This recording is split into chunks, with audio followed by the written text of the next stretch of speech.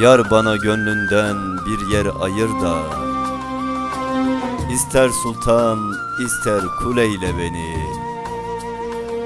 Bizim deyip kara günde kayır da, İster külhan ister kül eyle beni, kül eyle beni.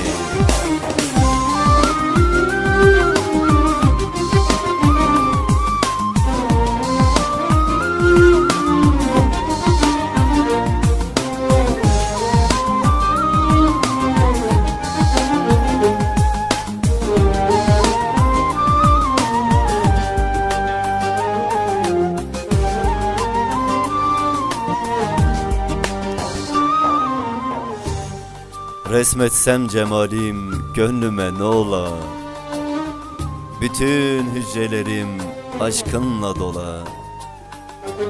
Koku saçsam her gün geçtiğin yola, İster bağban ister gül eyle beni.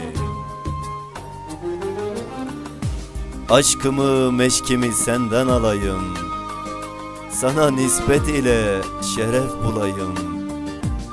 Yeter ki senin bir parçan olayım, İster kaftan ister çul eyle beni. İster kaftan ister çul eyle beni.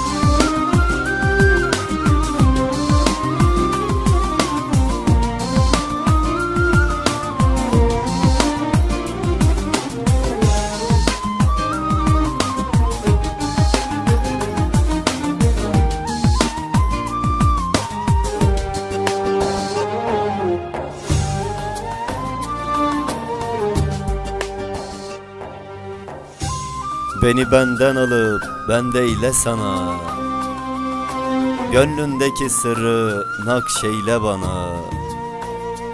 İhsan yağmurların yağsın da cana, İster umman ister göl eyle beni.